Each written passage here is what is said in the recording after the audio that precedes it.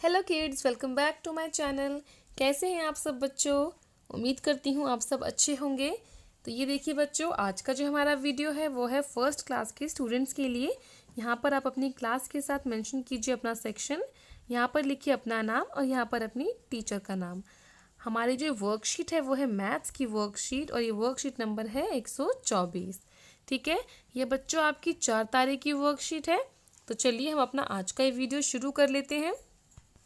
बच्चों, क्या आप जानते हैं 4 दिसंबर का दिन प्रतिवर्ष भारतीय नौसेना दिवस के रूप में मनाया जाता है। 1971 के भारत पाकिस्तान युद्ध में भारतीय नौसेना की जीत के जश्न के रूप में भारतीय नौसेना दिवस मनाया जाता है। इस दिन नौसेना के जवानों को याद किया जाता है जो युद्ध में शहीद हुए थे। तो ये देखिए बच्चों, जैसे कि आप यहाँ पर इस चित्र में देख रहे हैं, ये है हमारा प्यारा सा भारत, ये है हमारे जवान और यहाँ पर लिखा है December 4, 2020 इंडियन नेवी डे, यानी कि आज का दिन जिसे मनाया जाता है भारतीय नौसेना दिवस के रूप में। ठीक है बच्चों, तो चलिए हम आगे बढ़ते हैं। अब पहचानो और गिनो। बच्चों, आपको चित्र बनाना कैसा लगता है? रीना को चित्र बनाने में बहुत मज़ा आता है। रीना ने आज घर का चित्र बनाया है।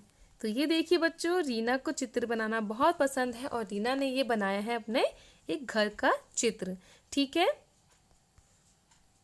तो बच्चों क्या आप बता सकते हो कि रीना ने कौन कौन सी आकृतियों को मिलाकर यह चित्र बनाया है? तो ये चित्र बच्चों ध्यान से देखिए, रीना ने जो चित्र बनाया है इसमें बहुत सारी आकृतियां आपको दिख रही होंगी। जैसे एक आकृति ये जो कई जगह इस्तेमाल की गई है, फिर इस तरह की आकृति जो भी ये भी कई जगह इस्तेमाल की गई है, फिर ये इस तरह की आकृति ये भी कई जगहों पर इस्तेमाल की गई है और ये रही एक आकृति। ठीक है बच्चों, तो ये सब आकृतियाँ क्या आप जानते हैं ये आकृतियाँ कैसी हैं? जैसे गोल, चौकोर, त्रिभुज, ये आकृतियाँ कैसी होती हैं बच्चों? चलिए हम इसको और अच्छे से जानते हैं। सबसे पहले गोल, ये देखिए, तो गोल आकृति का इस्तेमाल रीना ने कहाँ कहाँ किया है? ये आकृति आप जो देख रहे हैं बच्चों, ये है गोल। ठीक है, गोल, इसको हम इंग्लिश में बोलते हैं सर्कल। ये है गोल जो कई जगह पर इस्तेमाल किया है रीना ने, इसको हम बोलते हैं बच्चों सर्कल। ठीक है, उसके बाद ये देखिए, उसके बाद यहाँ पर है चौकोर। चौकोर आकृति कैसी होती है बच्चों?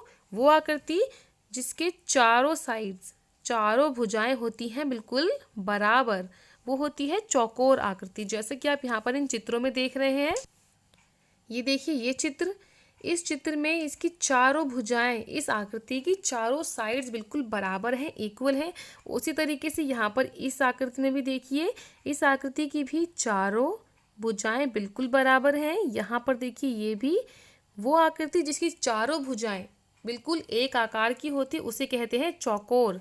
ठीक है, चौकोर, इन आकृति को बोलते हैं चौकोर जिसकी चारों साइड्स बिल्कुल इक्वल होती हैं। ठीक है,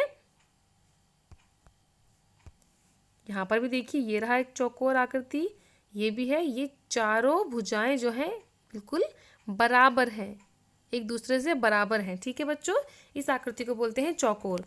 उसके बाद देखिए यहाँ पर है त्रिभुज। त्रिभुज आकृति कैसी होती है बच्चों? जिनकी 3 भुजाएं होती हैं। जिस आकृति की 3 भुजाएं होती है वो होता है त्रिभुज। जैसे यहाँ पर इन पिक्चर्स में देखिए, इनकी तीनों भुजाएं आपस में बराबर हैं, बराबर होती हैं और 3 होती हैं भुजाएं। ज़रूरी नहीं है कि बराबर हो, मगर इनकी भुजाएं होती हैं 3, इसलिए इनको त्रिभुज भी कहा जाता है। ठीक है, इनको इंग्लिश में क्या बोलते हैं बच्चों हम वो जान लेते हैं, मगर उससे पहले ये आकृति देखिए, एक आकृति ये है, ये होती है आयताकार आकृति। ये आपको यहाँ पर दिख रही है, इसमें क्या होता है, इसकी 2 साइड्स बराबर होती हैं और सामने सामने की ये 2 साइड्स बराबर होती हैं। इसमें चारों भुजाएं बराबर नहीं होती, इसमें सामने सामने की भुजाएं बराबर होती हैं। जैसे ये जो साइड है वो इसके बराबर है और जो ये साइड है वो इस साइड के बराबर है। ठीक है, ये भी देखिए, ये भी है एक आयताकार आकृति, इसकी भी ये साइड और ये साइड बराबर है और यहाँ पर ये साइड और ये साइड बराबर है। तो ये हुई आयताकार आकृति।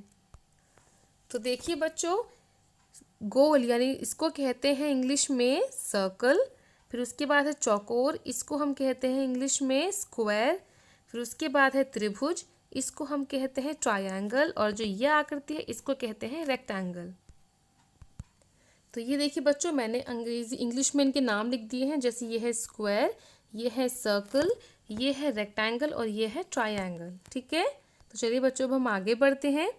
यहाँ देखिए बच्चों, यहाँ पर देखिए, यहाँ पर हमें आकृति दे रखी है और आप इस आकृति को क्या कहते हैं। जैसे इस आकृति को देखिए, ये है आयताकार आकृति, क्योंकि इसकी ये सामने सामने की जो भुजाएं हैं आपस में बराबर हैं। ये भुजा इसके बराबर है और ये भुजा इसके बराबर है। ठीक है, इसको हम क्या कहते हैं, इसको हम कहते हैं आयताकार। यहाँ पर लिख लीजिए आयताकार। फिर ये देखिए, ये है त्रिभुज, यहाँ पर आप लिख लीजिए त्रिभुज। इसको आप जो बोलते हैं आप वो यहाँ पर लिख सकते हैं। जैसे ये आकृति है त्रिभुज की, फिर ये आकृति है वर्गाकार की और ये आकृति है गोल की। ठीक है, तो यहाँ पर आप इनके नाम लिख लीजिए बच्चों। अब इसके बाद ये देखिए बच्चों, जो रीना ने यहाँ पर ये आकृति बनाई, जो घर बनाया, इसमें जो इसने आकृतियों का इस्तेमाल किया है, चाहे ट्रायंगल का इस्तेमाल किया हो, स्क्वायर का किया हो, सर्कल का किया हो या रेक्टेंगल का किया हो, तो अब हमें इसमें यही बताना है कि इसमें किन किन आकृतियों का रीना ने कितना इस्तेमाल किया है, मतलब किस आकृति का कितनी संख्या में इस्तेमाल किया। जैसे यहाँ पर यह है स्क्वायर, तो उस चित्र में, यहाँ पर इस चित्र में स्क्वायर कितने स्क्वायर हैं। ठीक है, उसी तरीके से ये देखिए, ये चित्र है त्रिभुज का, तो यहाँ पर जो चित्र है इसमें कितने त्रिभुज हैं, त्रिभुज की कितनी आकृतियों का यहाँ पर रीना ने इस्तेमाल किया है। उसी तरीके से ये देखिए, यह है गोल, तो इस चित्र में कितने गोल आकृतियों का रीना ने इस्तेमाल किया है, हमें उन्हीं के नंबर वहाँ पर लिखने हैं। ठीक है, तो सबसे पहली आकृति हमारी क्या थी बच्चों, सबसे पहली आकृति है स्क्वायर यानी वर्गाकार। ठीक है, तो हम यहाँ पर गिन लेते हैं यहाँ पर कितनी वर्गाकार आकृतियाँ हैं। तो देखिए बच्चों, 1 2 3 4 5 6 7, हाँ 7, और उसके बाद एक ये बड़ी आकृति, ये भी एक वर्गाकार आकृति है बच्चों, तो ये हो गई 8, है ना। 1 2 3 4 5 6 7 और ये बड़ी वाली आकृति 8। तो वर्गाकार आकृति कितनी हुई, 8। तो यहाँ पर आप लिख लीजिए बच्चों 8। ठीक है, अब उसके बाद हमें बच्चों गिनना है यहाँ पर त्रिभुज कि कितने त्रिभुजों का इस्तेमाल हुआ है। यहाँ पर देखिए 1 2 3 4 4, तो यहाँ पर कितने त्रिभुज का इस्तेमाल हुआ है बच्चों, 4 त्रिभुज का इस्तेमाल हुआ है। तो यहाँ पर आप लिखिए त्रिभुज के आगे 4। अब यहाँ पर है गोल यानी सर्कल। अब हम देख लेते हैं चित्र में कितने सर्कल का इस्तेमाल हुआ है। तो यहाँ इनको काउंट कीजिए बच्चों, 1 2 3 4 5 6 7 8 9। ठीक है, 9 सर्कल का यहाँ पर इस्तेमाल हुआ है, तो यहाँ पर हम लिख लेंगे 9 सर्कल। ठीक है, उसके अलावा आप और भी आकृति है, जैसे आयताकार आकृति है, आप उसको भी काउंट कर सकते हैं कि यहाँ पर कितने आयताकार आकृतियाँ हैं। जैसे एक आकृति है सबसे बड़ी ये, ठीक है, फिर उसके बाद दूसरी आकृति है ये, और फिर है यहाँ पर ये वाली आकृति, और एक है ये। तो ये हो गए टोटल 4 आयताकार आकृतियाँ। ठीक है बच्चों,